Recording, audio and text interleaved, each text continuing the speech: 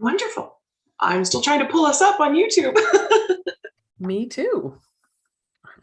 We are professional podcasters. At least 3% of the time. I'd say more than that. All right. Hit that mute button as fast as I can. Awesome. All right. I'm focused and also ready. Wonderful. So, welcome. We are live. I'm Katie, also known as Roar 114. I am Serra, also known as Imagine Landscapes. And this is our once a month show and tell to complement our every other week audio podcast, where we're going to show you the things that we've been talking about. And drink tea. So we hope that you've got your knitting.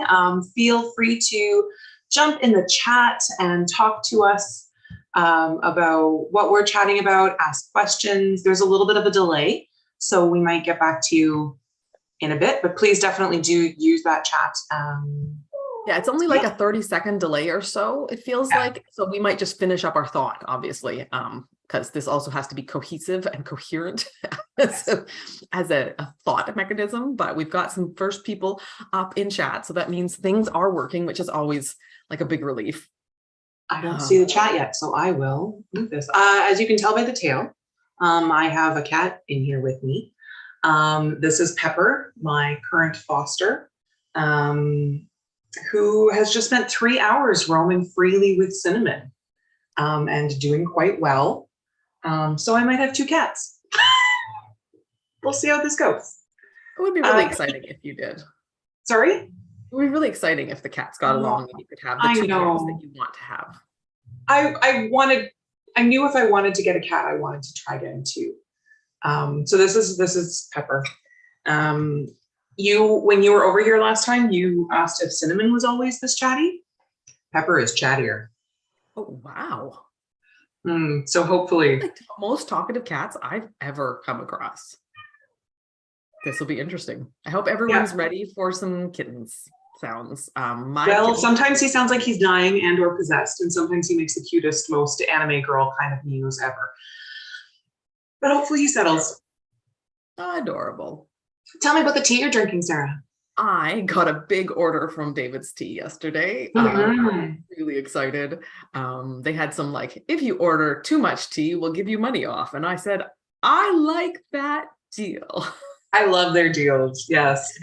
So I'm doing French toast cardamom with a baseline of red rose, so that I get it's how I make things less expensive. I do like the bag of red rose in the little tea basket, and then I dump in half the amount of recommended tea, so I get the flavor with the cap. Like basically, I'm flavoring my red rose, which is an orange pico, rather than drinking just the expensive tea, fancy tea. So I just go all in on fancy. So I am drinking also from David's Tea. Newman Maple, which is a partnership with Tea Horse, an indigenous tea company, and 10% of the proceeds go to the David Suzuki Institute to support indigenous communities. Tea Horse, yeah. Okay. And it's so good. Roasted wild rice, which is Newman in Ojibwe. Black tea, maple sugar, cranberry, which I don't love, but it's blended in really nicely. Blueberry, coconut, vanilla, it's so good. That sounds really good. And I only have this much left, maybe 1 or 2. So I'm trying to make it last. It's so good. If you did it 50-50, you could make it last. But then I wouldn't get as much of the flavor. No, but I actually really liked it this way. I find it's I keep forgetting that that's an option, so I should give that a shot. Yeah. So that's so sweet, that weird fish. I don't know if you've seen the chat. They also had a pepper who sounds quite similar to my Pepper. Yeah. That's awesome. So I think, do we normally do FOs or whips first? Because I can't remember. I know, and I tried to find our like our show notes for this one, and we have 2 different files on the go. Yeah, so I think we start with FOs and kind of like bounce back and forth. I have 1 7/8 of an FO. How about you? I have a fair number because I want to show off the big gnomes because we haven't done that yet. Oh, so, yeah. Start there. Of bigness. So let's start with the bucket of bigness. So the Choose Your Gnome Adventure knit along is over. And so I can sort of show these in public. They're definitely not FOs from now, but I can't not talk about these because people really love it whenever I talk about my big gnome. And I keep getting people asking for a big gnome. And so I said, that's great, but not everybody wants a big gnome. So what do I do? So I did this elaborate multi-size, multi-yarn weight pattern, and it ended up with Choose Your Gnome Adventure. So there were interchangeable hat patterns, body patterns, beards, arms, and noses. And so from smallest to largest, we have the fingering weight in the medium size. There were 2 sizes, one was small, one was medium. And isn't this so funny? This is not a separate color of yarn. It's just like I apparently started it just where one of these lighter sections was. And so in every picture, it's just got this funny little thing. And I think I'm just going to kind of like do a little camera magic for the professional photos to like kind of make that less of a funny little topper. But so this is the smallest one in the fingering weight. And then this is the large size in fingering weight. And I'm really happy with this side to side beard that you kind of like do the fringe as you go, just by like attaching the yarn and then cutting it every time you come back to the same spot. So it's just like you just join yarn, knit, turn around, cut, join yarn, knit, turn around, cut. And so then you just knot it at the end. And it was a really simple way to add the fringe and to get the kind of the really, I like vertical striping on beard because I think it looks a lot like kind of like ringlety. I love that one. And with the fringe at the bottom, it's just beautiful. Then I also had to do a worsted weight in the large, to confirm how things were going to go in terms of yardage and everything. So I really like when you do a garter ridge in some stripes. I think it's really great. And I think it's super gnomey, if that makes sense. Yeah. Right. Like it's just got that little bit of texture and wonkiness. I obviously need to do a better job of blocking this gnome. I got some fun laddering here that shows up on camera, like more than in real life. But yeah. So that's happening there with my worsted weight. And then, so this is showing off one of the arm styles. So there was. Sorry, did you say that's happening? Happening? I'm sorry. Tried to make a play on words. I'm just confused. This shows off one of the arm styles. So we did one, it's like an I-cord, really simple, but we did one little stripe of the extra color in there. But we also did what I called the plump hand option, which I think all of the other 3 have. Let me just set that there because the really big gnome is really big. Okay, so here's the really big gnome. This is larger than a 2-year-old. I think it's actually the size of an average 3-year-old, if I remember correctly. We got to get them all in there. So elegant. I love it. Thank you. So this is bulky weight, the large size, and you can see on this one that plump hand really is. It's a sphere that we stuff, and then on the really big ones, I was tempted to do an arm that wasn't I-cord, but I was already juggling a lot with all the sizes, the weights, the yardage, and the interchangeable stuff. And so I will possibly explore that some other time. In the future. Future Serra can work on giant arms if that's ever something she wants to do. But one of the things I love about the fact that I got Miss Babs to do the yarn support for this gnome is that I've been knitting my gnomes in all the yarn this year. I've been knitting them all in Miss Babs. And so I use the same colors for these. And where is it? I now have in the exact same yarn colors, the largest gnome and the smallest gnome. And I sewed this arm up like this pretty much entirely. So when I can do this. Yeah. Can I also just say that I just noticed your photo setup behind you with the trees and the gnome, and that is just like peak room staging. I love it. Thank you. That's actually just leftovers from like me trying to take photos of my gnomes for project pages and stuff. Very well done. Thank you. And then inside that box, I'm actually hiding secrets. So it's one of the nice things about having a light box is I can just be like, oh no, chunk, and they just all go in there. So this is Niblet from No Fun Like Gnome Fun in fingering weight. So this is the very smallest one I designed, and this is the one I designed sort of to be earrings. Yeah. When I realized I needed earrings, and yeah, so this is fingering weight Niblet, bulky weight Norton, and I just love this so much. Yeah, that is such a wonderful comedy of scale. Yeah, I mean, look at my head. I'm sorry, like.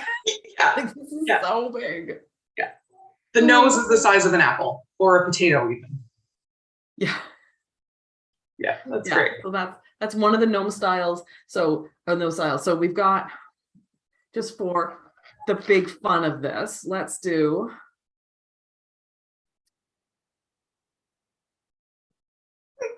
see if I can get them all in. Nope. Whoop.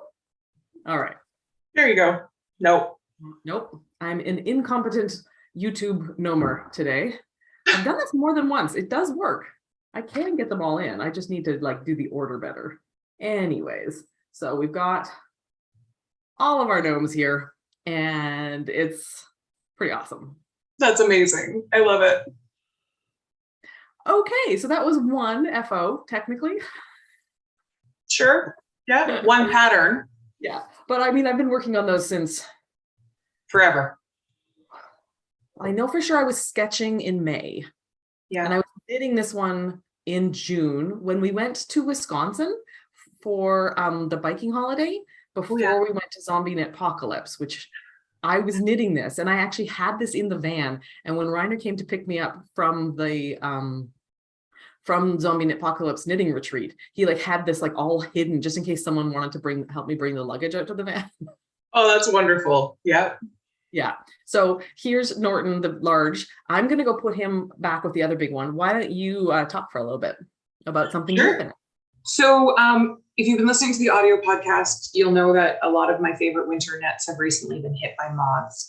And so while they go in and out of freezers to try to really kill things off, I've been frantically knitting stuff to keep myself warm because it is November 5th, which means that the other day it was -18 overnight, I think, or it felt like that.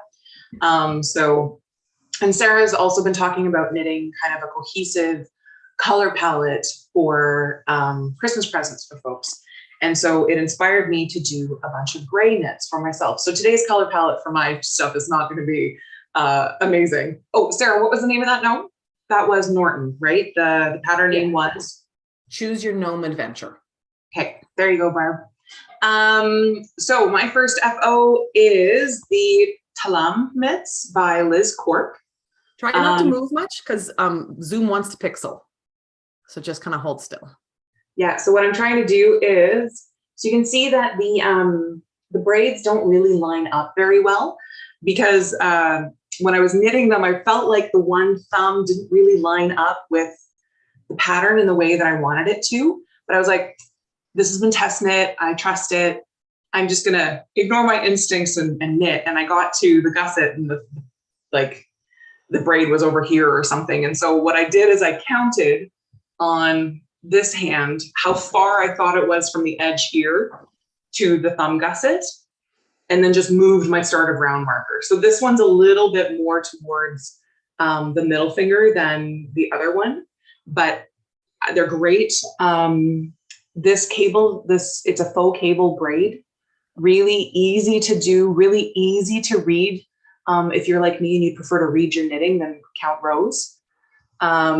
Nice, twisted stitch here. I like the gusset. It's a little bit snug. I think I need to just stop pulling it down quite so much.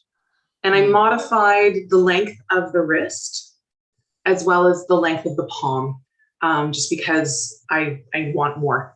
But I love them. I've been wearing them quite a bit. They're currently my only gloves. So I go to work. I mean, I've been sick for most of that, working from home for most of the last 2 weeks, so I haven't really been doing it. But when I do go out, it's a lot of this. Yeah, but I love them. And this is actually made with leftover yarn from my Broken Rainbow Rad Vent. So when I wear that with this, it just goes straight from the cuff into these, which is kind of a nice little, yeah.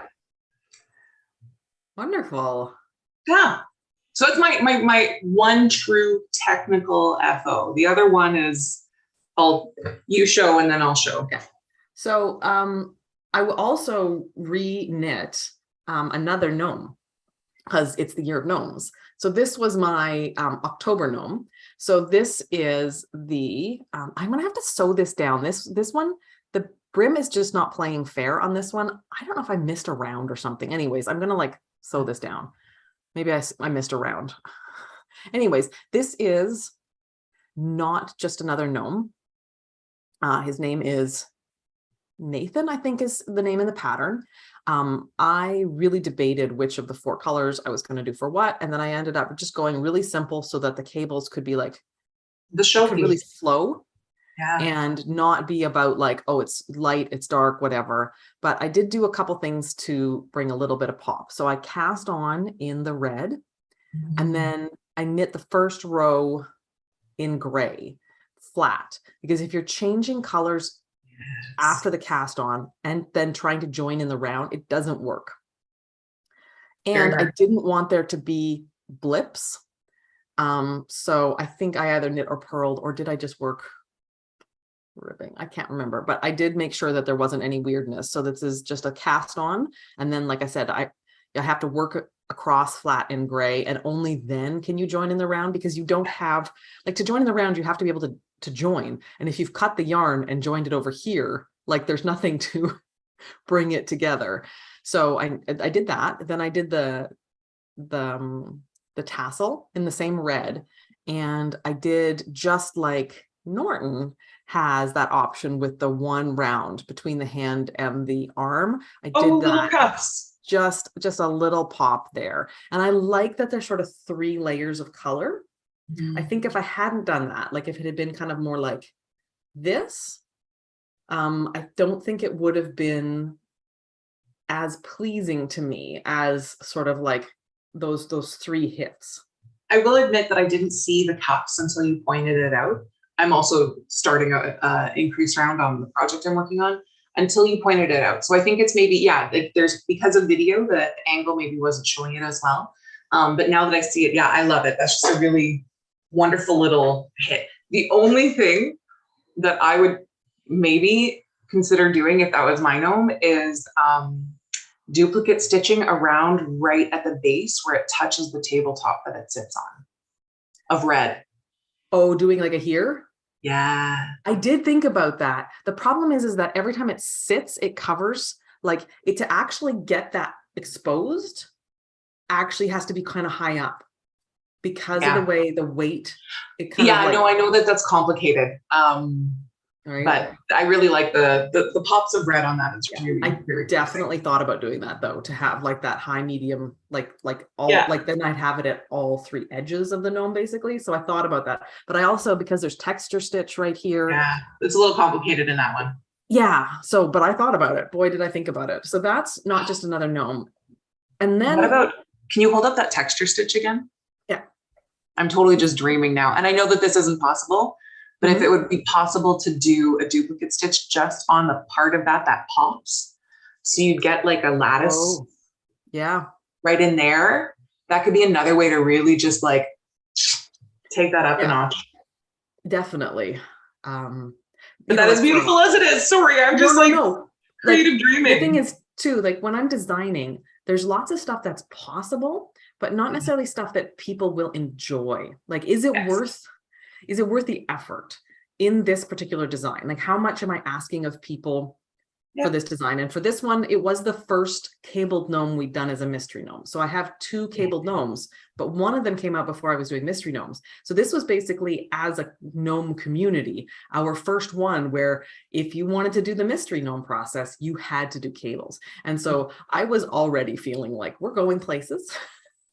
and so I'm always balancing, like there's so much stuff I could do. Like I could, for instance, do the perfect cast on. And then I could do the perfect this, and I could do this and that and the other thing. But there's a certain level of like detail where it's just finicky and it's alienating. It doesn't feel like it's worth it. No, I'm not saying you're wrong to suggest it. It's a really cool idea. But like if this was if this wasn't all up here and then this was it, like doing that, then that feels like an appropriate level of impact.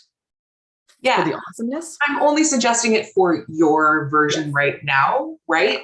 Because I know that like you're trying to both stay true to the original designs, but also add a little bit of pop, right? So no, I totally I love the way that you try to think about, that user experience, to use some computer speak, in what you're doing.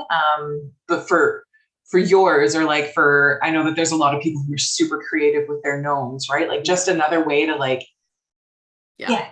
absolutely. So here's another FO. I think I finished 2 of them since we last talked. I love these. I think I had done the red tree the last time we talked. I like that the bark was different too. Yeah, I used 3 different browns. And I don't think I changed the height. I think I got just like the different thickness of this one, and I think I was tenser or something. Anyways, they are not the same height, but okay, whatever, yo. Anyway, so this is me redoing the wee apple tree pattern, which I also did in the same leftover tweed. I don't know if you know that, but when I first I see it pattern, I had used the tweed, and then when I was cleaning up all the leftover bits, because you gave me your bits, and so I think you knit this orange hat, and I know for sure you knit the yellow one, and so I had some bits and pieces, and I was just like, oh, I have to do like an autumnal kind of treescape. Yeah. So I finished those. I think these 2 since we last podcasted. So they're really fun. And they tend to live right here in my little miniature forest. Yeah. I love it.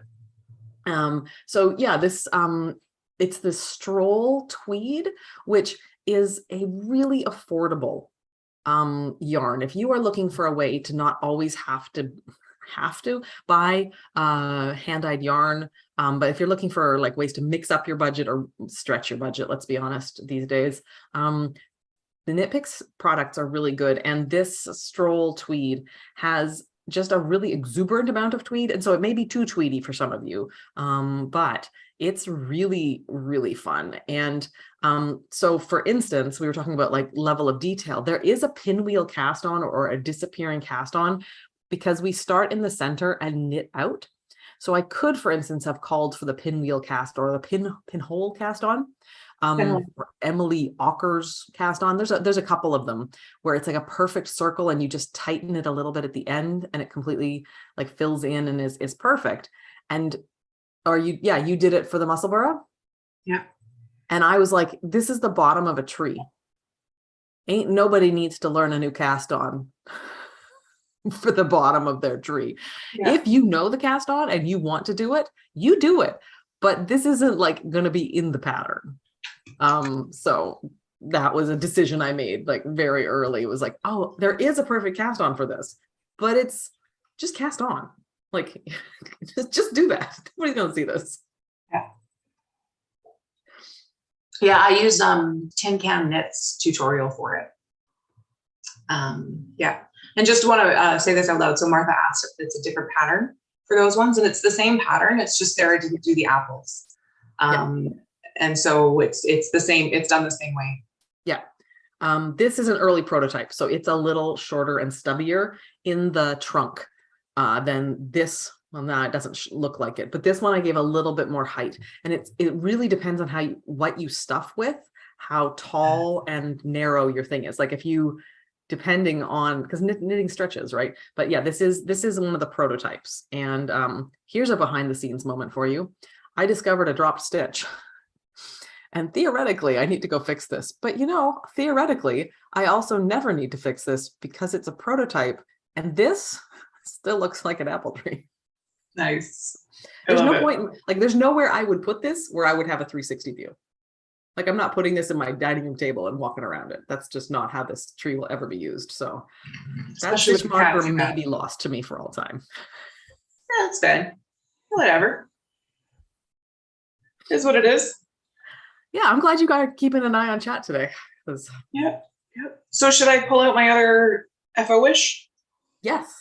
So Serra, I have finished knitting my Serra cardigan. Ooh. But I have not blocked it nor woven in any of the ends because the 2 times that I wanted to weave in the ends, I didn't have my the needle that I like to use for weaving in ends, particularly on a worsted weight. I also, because I'm silly, have not tried it on since I finished knitting, nor have I tried it on since I did even finish the first sleeve. So I don't know if I love the cuffs. So here we go, folks. That's a bold move. Let's see. Drum roll, please. Make sure I'm putting it on the right way. Unlike the time I tried it on for you where I didn't. Nope. So this is. I remember this fitting so much better. I remember it having more here. I'm like, you're wearing it upside down. Yeah. So this is Serra. Oh, I can picture the designer. Laura Ayler. Yeah. So it's made to be a very short sleeve sweater. I have like cap sleeve almost. Yeah, right? like you literally you pick up and bind off after doing some edging.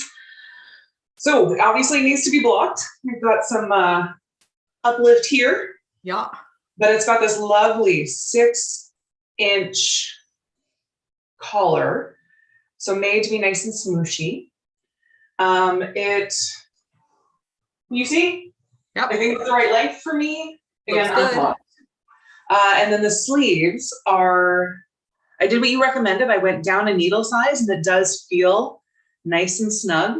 So I've got, cozy weekend at home length. And then I've got wearing this to work length. Nice. What a perfect cardigan. Oh, and it's made out of Knit Picks Swish worsted, and it is so soft and comfy. Like, I think I'm going to wear this until it falls apart. Yeah.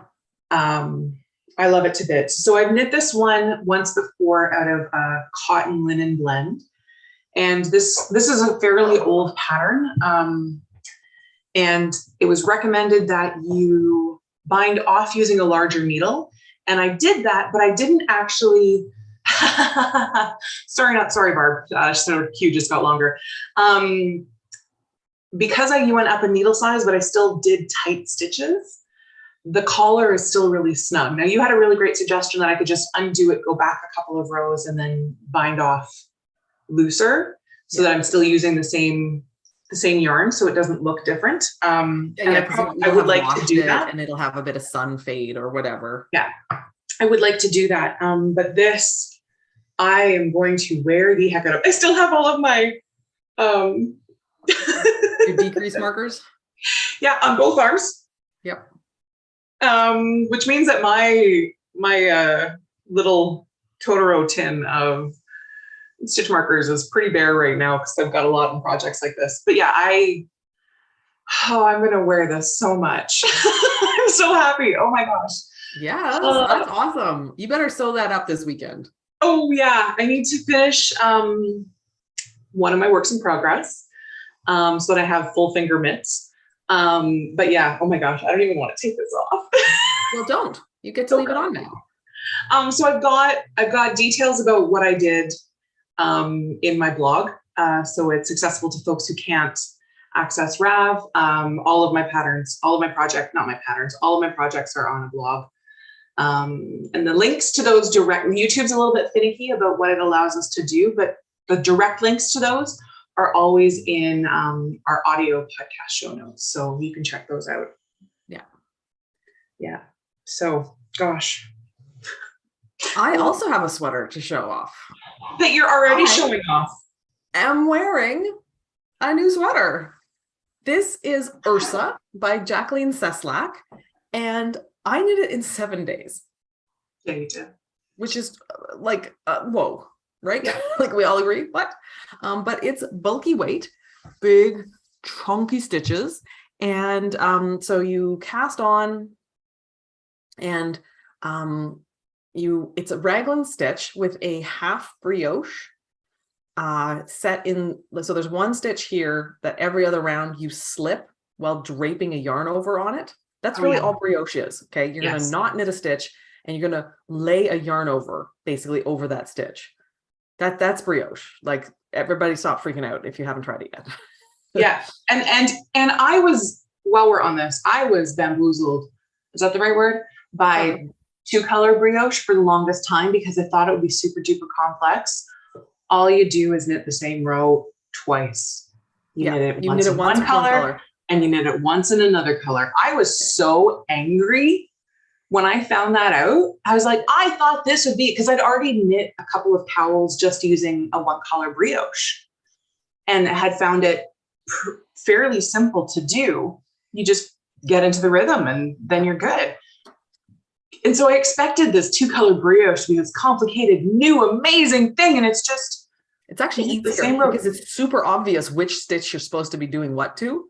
It's like, I actually find it visually clearer than a regular brioche. It was so boring. I was like, why am I doing the same row twice? Come on. Yeah, but I mean, that's true for all brioche. You knit everything twice. Like, it felt like, to go back to the beginning of the same row that I just knit. Yeah. Oh, it looks gorgeous. I do love the color, the impact. And you're wearing this exactly with the right shirt today, right? Like, that just looks so good. So you work in the round. Eventually, it starts off flat until you have enough stitches to join at the bottom of the V. And then, so there's basically two ways to shape the neck. One is to cast everything on and do short rows to try to move things. And the other is to cast on flat and add for the neck, whether it's a short neckline or a V. So this is worked flat until here. And then, again, you've got that half brioche, and then it starts with an increasing triangle of half brioche. So I changed a couple things about this sweater. First, I'm all torso. No legs. So, and there is an end popping out here that I need to deal with. But so I added a bit just to get the same fit as the sweater's intended for. Like, this is my belly button. Like, it's technically waistline, well, not like waist, but like jeans waist. You know, like normally for me, a high hip sweater would come down kind of here. Right. So it is that like waistline level. So I added some length, and she does tell you in the pattern where to add it. Basically, before you start this shaping, like a pro, don't try to add it here. And then, I should show you the back, or under the arm also has, you end up with 3 of them. Oh, nice. And it goes up one up the arm. That's a really nice detail. I like things that have that kind of underarm flare. Yeah. And then the back is a similar thing, but the triangle starts a lot lower. Yeah, a little more shallow. So it just kind of, all right. So I added length, but the pattern didn't have you do ribbing here, and you didn't change needle sizes for the bottom of the sweater. So brioche is an expansive stitch because you're doing all that slipping and everything kind of wants to widen out. So I was thinking that's nuts, like, not to change.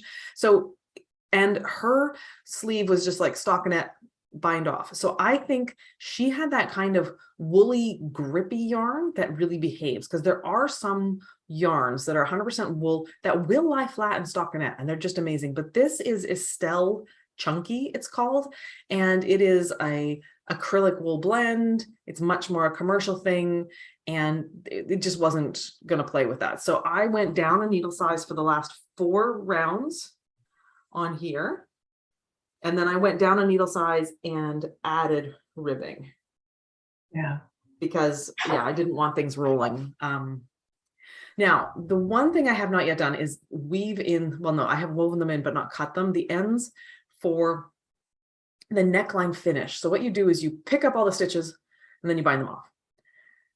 And she says, if you want to snug your neckline in a bit, go down a needle size. So I did that, but I still think, I'm not sure that I like the way it worked.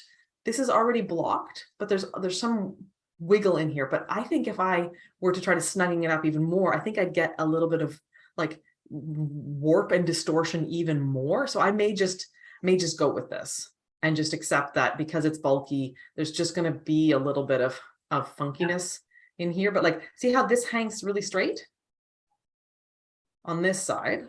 Yes. And this one kind of almost has like an S curve. A wobble.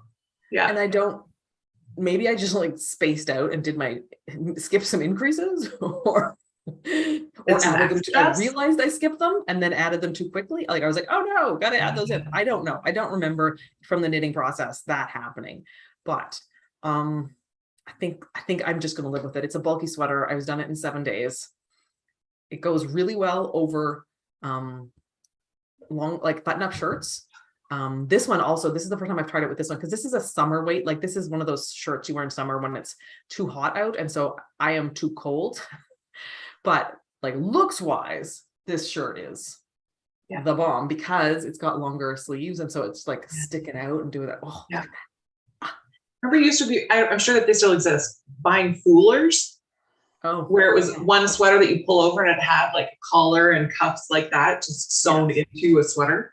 Yeah. Yeah. So, really pleased with this. It's size inclusive and just a fabulous quick sweater. If you want a more textured, tailored, or climate friendly for you, there is also a light version, which is in fingering and sport. I think we looked up. Anyways, it's a little a little less chunky. That one's called the Ursina. Yes. And then lastly, I have one more FO. I finished a pair of socks.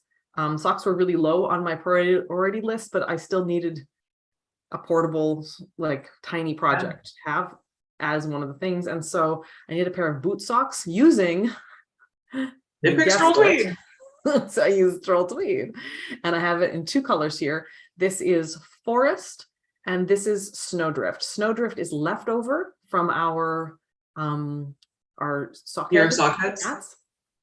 I did order a bunch of new Stroll to do socks. And this is one of 2 greens I ordered. And I ordered Oyster, I think it's called, and it is a warm neutral. Like it's cream / parchment, I would say on that one. And I just wanted the whiter one with this green. So I did very tall ribbing for me. Usually my ribbing is like 16 rounds. So it would be like here. Yeah. But I did really tall ribbing and then just changed. Oh, and I added I like that down here, which makes the sock look tiny. Like this does not look like it would fit the foot it's designed for. But I've measured, technically it will. So I'm gonna trust it, but I'm a little nervous that just it's weird. But I'm hoping that when it's on, it will look cute and kind of mimic that. Yeah. Yeah. I like that detail. It's great. I did find myself picking out some of the tweeds on this one though. Like some of them are a little aggressively tweedy yarn. Like this is after I've taken maybe a few of them out. And look at how many there still are here. Like, and depending on the color, they show more or less, of course, because they use the same set of. There's 3 colors. There's like a black, a tan, and white. And they use the same colors, but so in the white ones completely disappear, for instance. So you get like 1/3 less nets, Tweety bits. I think they're called. Nets. Tweety bits. So, but and it's a soft one, but I find the knit picks stand up to wear quite well for a yarn that feels this soft. For a workhorse style yarn, it's actually quite nice. Yeah. All right, works in progress. You first, because I got some tea. Yep. So back onto Maud's got my knits. So I'm making myself a pair of Podsters because they're my favorite winter mitts.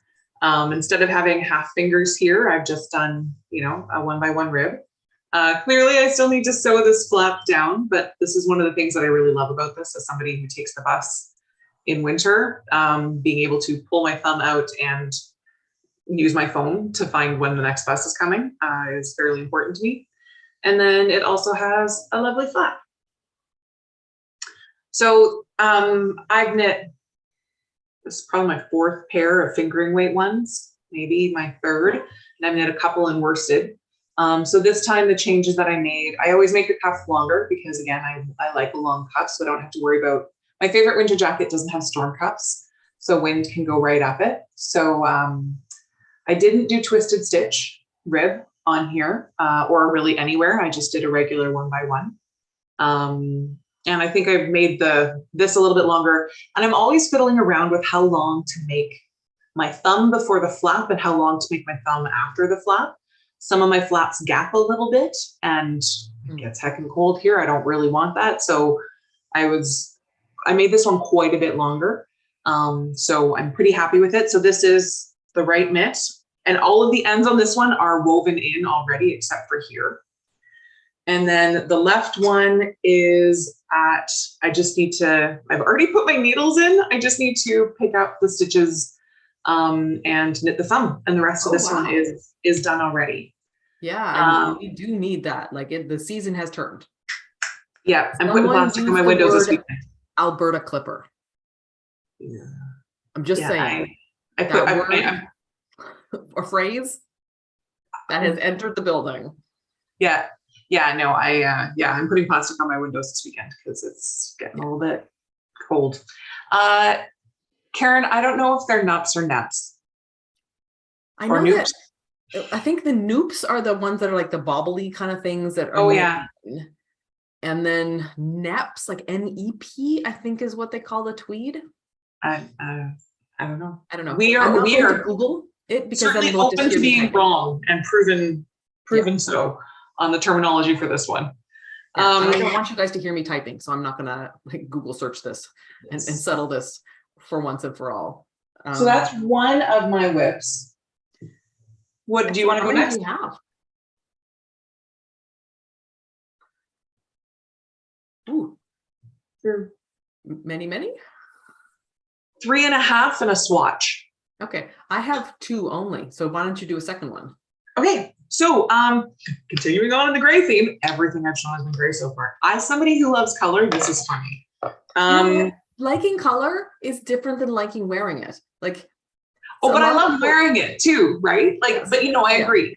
And one of the reasons why I'm doing all of this in gray is because I have colorful winter coats and colorful winter accessories. Everything else already has the color. Yeah. So this is the Darkside Cowl. Ooh, back up a bit. Which has just kind of this it's actually really simple pattern. You do the same row twice, which is funny because I was just complaining about that with brioche. It's made from worsted. You're repeating the row below. You're not knitting the same row twice. Like you don't have to knit 2 times to get 1 row. It's true. The row number does increase. Yeah. Yes. That is a different feel in my brain. So this is Knit Pick Stroll Tweed. Hey!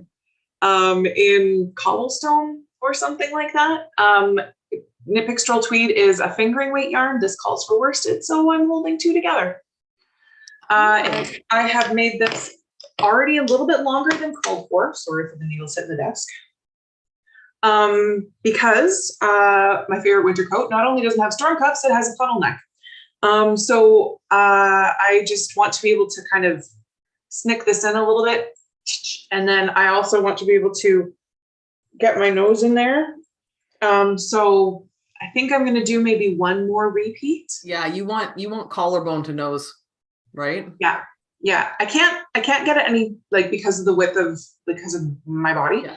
It will not go any lower than this, but yeah, so I want at least 1 more repeat here. Yeah. But I really it is snug on my neck. And I like that. That is going to feel really nice while I wait for buses, because where I live now, I am on a wind tunnel where wind just comes whipping in from the prairie at whatever, it's cold. So this I'm really excited about. So yeah, so this is another one that I've got on the go. Let's see. Oh, my bad. It's flagstone heather. Not that you can read that on the blown out screen. So that's two of mine. What else? Do you want to go and do one of yours now? I do. I've got some more Stroll Tweed to talk about. We need to be sponsored by Nitpick Stroll Tweed and David's Tea. Yeah. So I said I wanted to do more socks. So this is more socks. So this is again, I'm just riffing on basic work sock style stuff. So this one I changed. So rather than doing the main color on both ends of the cuff, I did the contrast color on both ends of the cuff. And yeah, so it's just, that's it. This is, again, the gray is no, I think I'm lying now. The gray, no, it is a leftover. So this is down heather, and you knit a sock head out of this one. And then I ordered, I ordered 5 different because you get a discount with that. Yeah. Yeah, because Knitpicks does do a, like, if you order 10 balls of a yarn, they do a discount. So this, it's flagstone heather. So yeah, it's the same one that you are knitting with, and I wanted a lower contrast for this one. The monitor is showing it to me a kind of high contrast, but it's definitely a gray as that alternate stripe. Yeah. So it's not like a white stripe at all. And so I'm hoping this will be done for Christmas. And I do have some time, but I also have a bunch of secret obligation commitment work knitting that I can't talk about or show. But that is very like, y'all, I gotta get on this. So I don't know for sure that it will get done. I'm pretty sure. But I'm even, I want to sign up for this thing called Sockmas. So it's a 3-week knit along from, like, it's basically American Thanksgiving to the 16th of December. And you knit a pair. But I really like Christmas socks, and I really want to knit Christmas socks. And so, and what's neat is this YouTuber does like a lot of events around her knit alongs. So she'll do interviews and tutorials and cast on parties, and like they'll watch a movie together. Apparently there's, like, if you all have Netflix and you use this other app, that you log in and you say, oh, I'm joining X party. And then when the host hits go, everyone Netflix account starts the movie. Or if the host needs to pause it, like we're all having a bathroom break or whatever, the hosts. Oh, I think it's literally called Netflix Party. No, it has another name. Okay. Anyway, that's very like, cool. Yeah, it's like hundreds of people can do this as opposed to like you and 5 friends. Okay. Cool. But yeah, so I'm clearly very confident that I can get done if I'm also thinking of doing that as well. Yeah. We'll see. That's delusion. It's fine. We get startitis in the fall. That is what it is. My chat disconnected and reconnected. It looked like my internet glitched a bit. Have we had anything in there since the debate about NUPs? Okay. No, I don't see anything there. I have a Musselburgh on hold. And I forgot to say that my Podsters are knit with one of Knitpick's new yarns. It's called Twill. And we were discussing on the podcast, you had kind of interpreted it as being one where there was there's more of a difference in the strands than there actually is. So this is going to be really hard to see. There, can you see that? Yes. So it's much more rope-like. Yeah. I thought it was. I really quite like this. I don't have the ball band with me. This, I think, is called Patchwork. So I cast this on 2 and a bit weeks ago, realizing that I was going to go to an all-day conference and had no portable vanilla knitting. And so I panic cast this on with no idea who it would go to. I'd initially bought this wondering if it would be for you, but this is not a you color. And then I cast this on, and Adrian and I were sitting on my couch one night, and I was like, hey, do you like this yarn? Would you like this hat? And she said, sure. And then a couple seconds later, she's like, I actually already have a lot of hats. So I was kept knitting on it. Or has enough hats? She has a lot of hats. She maybe has enough toques. Okay. It is a very, very pretty color. It doesn't really come through here, but there's little hints of purple and indigo in this. It's a little more. It's like lilac frosted dusty blue. Perfect way to describe it. Yeah, because as soon as I put it on an angle here, I could see the purple kind of as a frost on top of the blue. But so this one is now on hold because I don't want to just be knitting to knit. I would like to have a person and a purpose in mind. I will say though that the Musselburgh is got to be peak level charity knitting for our climate. So oh yeah, no, I have that in mind as well. But so that one's on the side because I cast on a Musselburgh for myself in gray. Hurrah! This is more replace the hats that have been eaten by moths. Yeah, and also, so I had cast on before Musselburgh in confetti cake yarn, which is white with really kind of primary colors in one long kind of quickly changing color strip. And I wasn't happy with flashing or pooling, whichever was happening with the color. And so I thought, you know what? I still want to try that, but this time I'm going to start from the gray side. And then I'll add on the color and see how it does once it's at the full width. Oh, yeah. Right? Because it might play a little bit differently if I start at that point. And then if I hate it, I rip it out and just finish this hat. Yeah. Right? So this is Alison Barnes yarn in, I don't remember. It's in my project notes. And this is still left over from the Broken Rainbow Radvent. Nice that it's going to coordinate. Because I had bought 2 full skeins of gray because I didn't know exactly what I would need for my Broken Rainbow. And I didn't even touch one of them. And I made those mitts with the leftover, and then I still had a bit of leftover.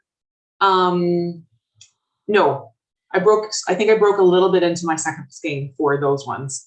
So this, I'm almost done the increases on this one. So I'm about to hit knit for miles. Mm-hmm. And I've also figured out like how to do this well, because at the size that I make, there are 13 increases at a really set rate, and then a bit of a gap, and then another one. And so what I'm going to do is, like I've done with this one, I'm just going to leave the stitch markers in.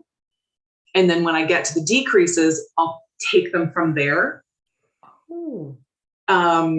Yeah. As a way to tell. So yeah, those are my 2. Nope. That's my 4 whips. All right. Well, I do have one that the knitting's all done, and all I need to do is find a moment to watch a video on how to do this and then do this. I am done the knitting on my Litmus Cowl. So this is the cowl that you were talking about me working on a coordinated set for gifts. So this is the cowl part of the gift. And then Sandra will do the Musselburgh hat. In the same yarn? In the same yarn. And the idea is that this way, the love of my life and her father will get a winter set that, while knit with fingering weight yarn, is super warm because there's multiple layers. So with the Musselburgh, the hat has to have at least 2 layers. And if you fold up the brim, then you've got 4. And this one is knit in the round, and then is therefore 2. And then you knit it either short for that, or you can knit it long enough that you would have 2 loops around your neck. And so I have done all the knitting. And now no wonder that felt like it took forever. It really did. And there were points where I was like, I don't think I made it. Like, it felt like I wasn't getting any difference, but I also wasn't always measuring with a measuring tape. Like, I know my hand is 7 inches. Like from here to here, and so I'd be like ba-doom, ba-doom, ba-doom. And you know, when you're doing that, like the difference between like, you're not going to get it like necessarily in an evening, going to see the difference. So yeah, So I started putting a progress marker on. I'd be like, it's Monday morning, I'm putting this in. So yeah, I just have to do the work of figuring out, well, here's my project keeper. It's a Wonder Woman one from Adore Knit. And yeah, so I need to figure out the grafting in the round thing. So then this will be a seamless tube. The original Litmus Cowl was designed to use 5-gram mini skeins and a main color. And it was like 10 round stripes. So you do the main color, 10 round stripe, and then just keep going. But I tried a couple stripes in mine and it just looked super collegiate. So it just, Sandra and I decided we were just going to do plain orange. So this is the color Mars from Das Mondschaf in their Pegasus, which is quite a light fingering. So, but I'm hoping 4 layers thick that it's nice and super cozy. I had Tias try it on to confirm man neck. So, are you knitting that in secret? Yes. Like, how are you managing to hold? He's seen me knitting it, but he's never once asked. Maybe he's just learned not to because Christmas is coming. I feel like that is a choice he's made. So I still have. Oh, wrong bag. Hang on a sec. I love this project bag, by the way. It is a vinyl project case. Look this. Check out this thing. So this I love that. This was our swag from the zombie apocalypse. Yeah. And this is from Black Pearl Magic. So you can't get this exact bag, but if you are looking for a bag that is like for the beach or like waterproof, there are times it just makes sense sometimes. It's Black Pearl Magic. So yeah, I've got, hey, that's where my, I've been looking for my measuring tape.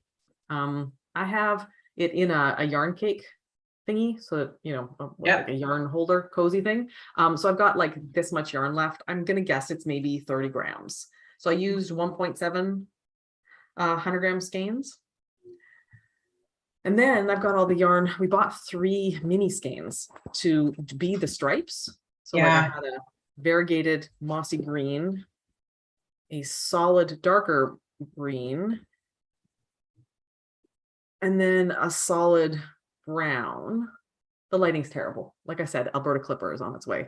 And they did not work with this. It was kind of just uninspired and flat and then very collegiate. But I think this might be enough to do socks. And there's another YouTube knitter I watch who does a lot of socks. Her name is The Crazy Sock Lady. And she's got a little recipe, like she does some of her own patterns, but this is more of a recipe. And she calls them scrappy stripy socks. And what's really cool is you do the main color cuff, and then here you do 10 round stripes in your scraps, then switch to the main color. And then you count how many rounds it's going to take you to finish to where you would start your toe. And then you count backwards from there. And here you were doing 10 round stripes, and here you do 5 round stripes. And somehow that color difference looks perfect. It's like super appropriate visually that there are bigger stripes here and skinnier stripes here.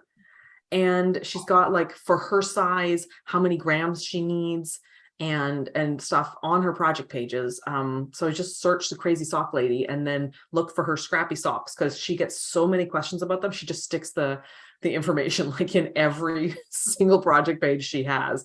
But I think I can get a pair of socks out of that, and maybe a couple more, because like that, let's say I have 30 grams left, and then I've got 3 more skeins or mini skeins. So that's 3 times 20, that's 60, that's 80 grams. I use 80 grams for Reiner socks normally. So I could just playing a little bit of yarn chicken, but could work. But I think I'd be playing yarn chicken with the main color, because I don't think 10 gram, like 3 stripes is, but I could repeat the stripes. Anyways, that's not a whip at all. That's just me imagining stuff.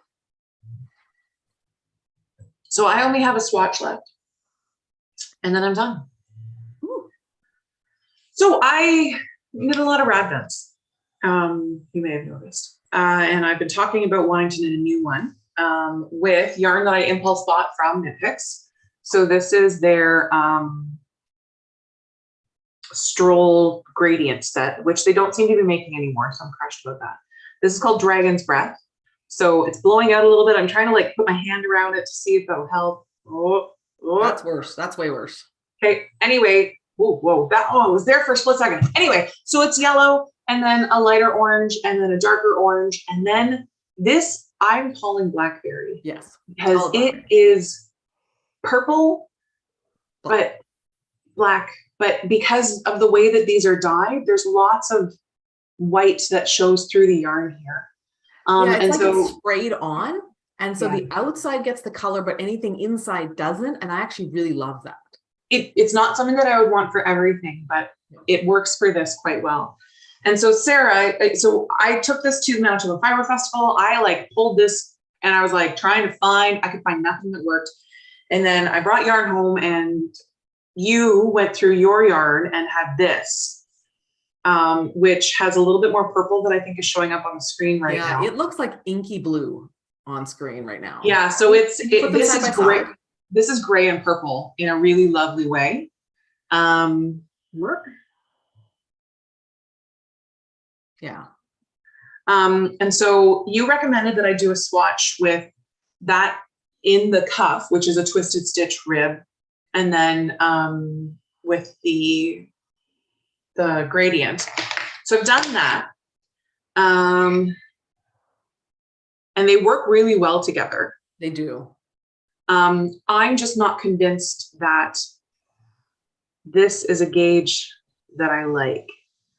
And I don't remember how much this yarn opens up once you wash and wear it. Because it is a pretty thin fingering. When you block the gauge swatch, it'll give you some indication. Yeah, so you can tell here by my one row of purl stitches that I changed needle sizes. So this is the size that I normally do my rad vents in. So I went down a needle size because this was just too big. It really you can just see like my white face glowing through that. Like there's just so much coming through. So this is a little bit better. Yeah, I agree. It's much less sloppy. Yeah, exactly. And I want this is going to be like a striking sweater. So I really want it to kind of work quite well. I need to figure out how much, I'd like to knit a little bit more in this needle size, and then I might go down further. And then it's a question of like yarn usage, right? Because if you're knitting that much tighter, then X yards won't make as much fabric. You're right. And I'm already going to be playing yarn tripping with this. Yeah. Okay, so maybe I'll just knit more in this and then do then block it. I would. And see what it looks like. Yeah. And of course, the shawl that I knit with the gradient that I have of this is in Adrian's freezer because mod. So I can't even check it to see how well it blooms and ages. I don't think that's a blooming yarn from what I remember because I've used it for something. I don't know that it does, but yeah, I feel like this is even a single ply. It's very flat. It's such an interesting. It's not single ply. It's just a lot of teeny plies, and they're not plied together. They're just they're not plied together and then plied again. Yeah. It's like one yarn that's just like a rope. It's just sort of but there are parts in this where it actually looks flat. So it's such a different type of fingering weight yarn. I mean, here, let's see. Also the way it is on that skein.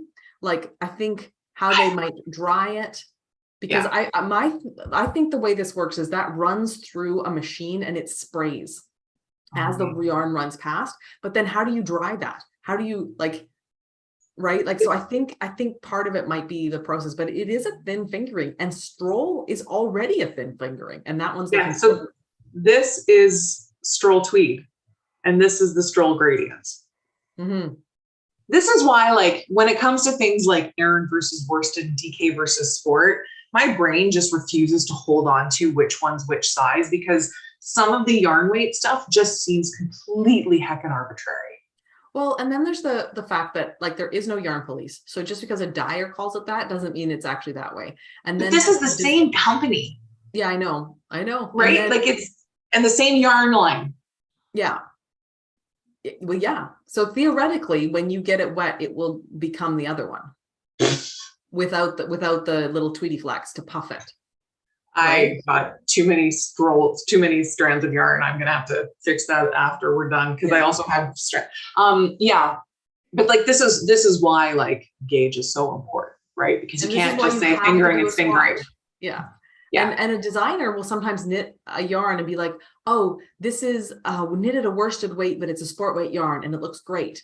And it's like, okay. And then you try it with what you have and you don't use the same yarn they do. And it's like, oh, the properties of the sport yarn they used work, but I don't own, like often there'll be some magical thing, like if it's a hand dyed or like one of those ones that's like a rare breed or an interesting mix. There's some dyers, you know, they get specially spun exclusive bases and it will work as the designer did it. But if you're yarn subbing those ones, like it can be like really frustrating a lot of the times when you're knitting with something where it's like, I don't know how you're knitting that at that gauge. Like it's, for me, it's usually they go up needle sizes. And I'm like, how are you getting that to work? Do I only own the skinniest of fingering weights? Yeah. It's really interesting. I remember when I was at Rhinebeck a bazillion years ago, I wanted to get yarn to make my dark and stormy.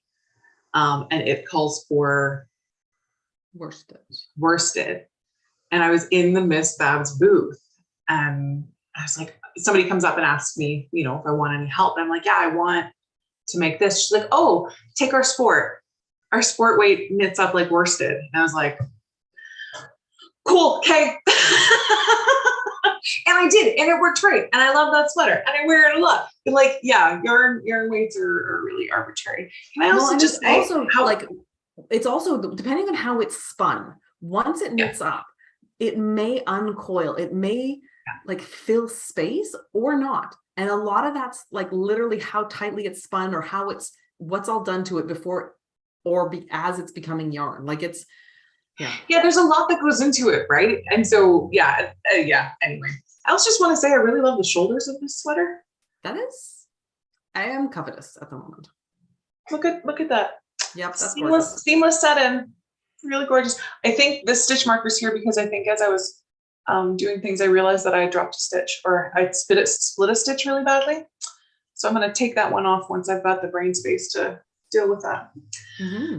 But yeah, so that's me. For those of you who are joining us for the first time and maybe haven't listened to our audio podcast tends to be